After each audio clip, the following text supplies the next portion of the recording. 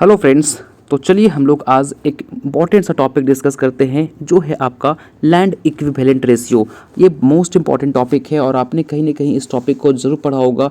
But आपको बता दूं कि मोस्ट ऑफ द बच्चे को ये टॉपिक समझ में नहीं आता है कि सर लैंड इक्विवेलेंट रेशियो क्यों निकालते हैं और कैसे निकालते हैं। तो ये सेशन में हम लोग आज कंप्लीट एग्जाम्पल को लेते हुए समझने का प्रयास करेंगे कि लैंड इक्विवेलेंट रेशियो हम कैसे निकालते हैं और इससे क्या हमको बेनिफिट मिलता है ना। तो ये टॉपिक थोड़ा ध्यान से समझिएगा, काफ़ी इंपॉर्टेंट है और इनके नोट्स आपको हमारे टेलीग्राम चैनल पे मिल जाएंगे। सो लिंक डिस्क्रिप्शन बॉक्स में गिवन है, जाइए हमारे टेलीग्राम ग्रुप को ज्वाइन कर लीजिए। नो फ्रेंड्स, स्टार्ट करते हैं अपने सेशन को। नो फ्रेंड्स, अगर हम बात करें कि लैंड इक्विवेलेंट रेशियो टर्म किसने दिया था तो याद रखिएगा इसको विली नाम के साइंटिस्ट ने दिया था। कब दिया था? 1979 में। ठीक है, इसे आप याद रखिएगा, पूछा गया है। और अगर हम बात करें कि लैंड इक्विवेलेंट रेशियो का ऑब्जेक्टिव क्या होता है, आखिर हम लैंड इक्विवेलेंट रेशियो निकाल कर क्या चीज़ देखना चाहते हैं, तो इससे आपको ये पता चल जाएगा कि सपोज कोई फार्मर है, वो अपने फील्ड में इंटरक्रॉपिंग पैटर्न को यूज़ किया है, मतलब अपने फील्ड में इंटरक्रॉपिंग किया है।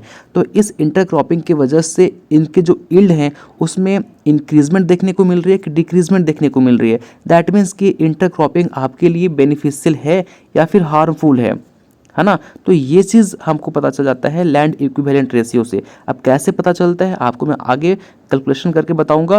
फिलहाल अभी आप इतना देखिएगा कि लैंड इक्विवेलेंट रेशियो से मुझे ये पता चलता है कि हमारे लिए इंटरक्रॉपिंग बेनिफिशियल है या फिर हार्मफुल है। ठीक है, अगर हार्मफुल होगा तो हम इंटरक्रॉपिंग पैटर्न को यूज़ नहीं करेंगे अपने फील्ड के अंदर, क्योंकि हमारे लिए हार्मफुल बन रहा है। और अगर ये बेनिफिशियल बन रहा है दैट मीन्स कि ऑफकोर्स हम इंटरक्रॉपिंग हमारे लिए या फिर हमारे जो क्रॉप्स हैं उनके लिए बेटर है, हमको इस फील्ड के ऊपर इंटरक्रॉपिंग करनी चाहिए। तो ये चीज़ हमको लैंड इक्विवेलेंट रेशियो से पता चल जाता है। ठीक है, देखिए अगर लैंड इक्विवेलेंट रेशियो का जो वैल्यू है वो 1 से ज़्यादा आता है, आप अगर LER को कैलकुलेट करोगे और उसमें जो वैल्यू है वो 1 से ज़्यादा आता है, दैट मीन्स कि जो आप इंटरक्रॉपिंग किए हो वो आपके लिए बेनिफिशियल है। ठीक है, ये ज़्यादा यील्ड देके जाएगा आपको। और अगर LER का वैल्यू जो है वो 1 से कम आता है, ठीक है, तो ये इंटरक्रॉपिंग पैटर्न जो आपने फील्ड में यूज़ किया है ये यील्ड को रिड्यूस कर देगा, ये आपके लिए हार्मफुल हो जाएगा, आपको कम यील्ड मिलेगा। कब? जब LER का वैल्यू 1 से कम आता है तो। और अगर LER का वैल्यू 1 आता है, ना 1 से ज़्यादा ना 1 से कम, तो आप जो इंटरक्रॉपिंग यूज़ किए हो इससे ना तो आपको कोई बेनिफिट होगा और ना ही कोई आपको नुकसान होगा, न्यूट्रल बना रहेगा।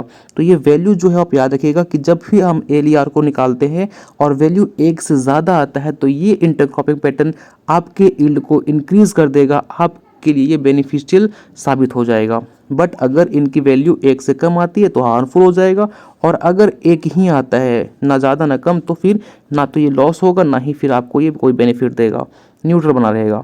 ठीक है, ये बात याद कर लीजिए। नौ आगे बात करते हैं इनके फार्मूला की। तो LER को कैलकुलेट करने का जो फार्मूला होता है वो होता है yield of intercrop divided by yield of solo crop. अब देखिए हम यहाँ पे क्या करेंगे, दो फील्ड लेंगे।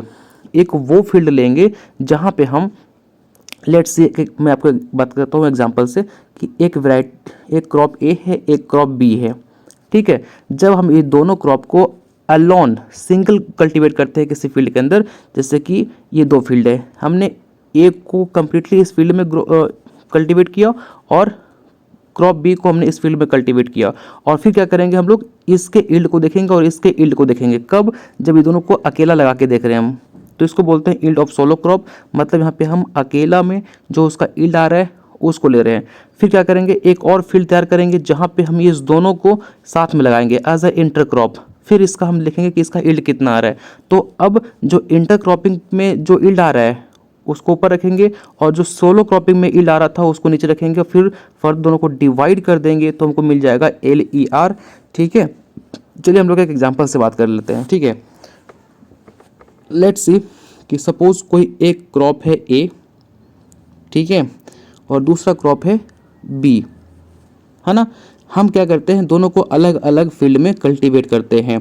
क्रॉप A को हमने अलग फील्ड में कल्टीवेट किया और तो इसका जो यील्ड आ रहा है वो आपको 20 क्विंटल पर हेक्टेयर आ रहा है। कब? जब इसको हम किसी फील्ड में केवल और केवल एक क्रॉप को ही कल्टीवेट किए हैं, अलोन, अकेला। ठीक है, और जो आपका क्रॉप बी है इसको हम किसी दूसरे फील्ड में अकेला कल्टीवेट करेंगे तो इसका जो यील्ड आ रहा है वो 15 क्विंटल पर हेक्टेयर आ रहा है। ठीक है, समझ रहे हो। अब इसको हम डिनोट करते हैं वाई ए से। ठीक है, इसको हम शो कर देते हैं वाई ए से और इसको हम शो कर देते हैं वाई बी से। दैट मीन्स कि yield of crop A in solo cropping, और वाई बी का मतलब क्या है, yield of crop be in solo cropping. ठीक है, समझ रहे हो यहाँ तक। नो, अब हम क्या करते हैं, यहाँ पे हमने क्रॉप को अलग अलग अकेला कल्टीवेट किया, उसका हमने यील्ड को देख लिया कितना यील्ड आ रहा है। उसके बाद हम क्या करेंगे कि एक फील्ड है, इस फील्ड में हम ए को, और ये हमारा कौन सा कलर से था, मत देखो, ये हमारा था, एक मिनट, ये हमारा ब्लू कलर से था ना, बाद में कंफ्यूज मत कर जाओ, इसलिए ये ए था हमारा और ये हमारा बी था। ये दोनों क्रॉप्स को हमने एक फील्ड में एज ए इंटर क्रॉप लगा दिया। ठीक है, अब इंटर क्रॉप के करने के बाद हम दोनों के यील्ड को देख रहे हैं, तो इंटर क्रॉपिंग में जब आप लगा दिए तो उसके बाद जो क्रॉप ए है इसका यील्ड आ रहा है 18 क्विंटल पर हेक्टेयर। ठीक है, और क्रॉप बी जो है वो इसका यील्ड आ रहा है आपका 12 क्विंटल पर हेक्टेयर। कब, जब आपने इंटर क्रॉपिंग कर दिया। ठीक है, तो अब आप कुछ बच्चे होंगे जो बोलेंगे सर फिर हम इंटर क्रॉपिंग क्यों करेंगे, जब हम इसको अकेला लगा रहे थे तो क्रॉप ए का यील्ड आ रहा था 20 क्विंटल पर हेक्टेयर, लेकिन जैसे इसको हमने इंटर क्रॉपिंग किया तो इसका यील्ड घट गया, 18 क्विंटल पर हेक्टेयर हो गया, तो इसको हम इंटर क्रॉपिंग में क्यों यूज़ करेंगे।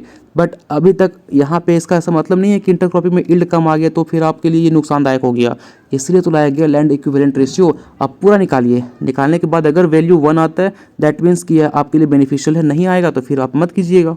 ठीक है, बट यहाँ से जजमेंट हम नहीं करेंगे। ठीक, समझ में आ गया। तो इसको आपने इंटर क्रॉपिंग में करके देख लिया। अब इंटर क्रॉपिंग करने के बाद इसको हम डिनोट कर देते हैं एस ए से। ठीक है, इसको डिनोट कर देते हैं एस ए से और इसको हम डिनोट कर देते हैं एस बी से। ठीक है, समझ में आ गया। नो, हम अब आगे बात करते हैं। अब देखिए, अब क्या करेंगे हम लोग, एल ई आर को निकालेंगे। एल ई आर निकालने का जो होता है उसको, अब देखो यहाँ पे दोनों को हमको ऐड करना पड़ेगा ना, सोलो क्रॉपिंग वाला और आपका इंटर क्रॉपिंग वाला। तो L A plus L B. ठीक है, अब एल ए निकालने के लिए आपको क्या करना पड़ेगा, इस फॉर्मूला पे जाइए, यहाँ पे इस फॉर्मूला पे। ठीक है, यील्ड ऑफ इंटर क्रॉप और यील्ड ऑफ सोलो क्रॉप। तो यील्ड जो आपका इंटर क्रॉप में आया था कितना आया था ये देख लीजिए। ठीक है, तो हम क्या करेंगे, आपका एल ए निकालने के लिए S A divided by Y A, हम कुछ नहीं किए। देखो एस ए क्या शो कर रहा है आपका, यील्ड ये इंटर क्रॉपिंग शो कर रहा है, और वाई ए शो कर रहा है आपका नॉर्मल सोलो क्रॉपिंग में, हमने वही चीज़ किया। प्लस वाई बी के लिए क्या करेंगे, S B divided by Y B, है ना, आगे समझ में। अब देखिए, अब हमारा क्या होगा, एल ई आर।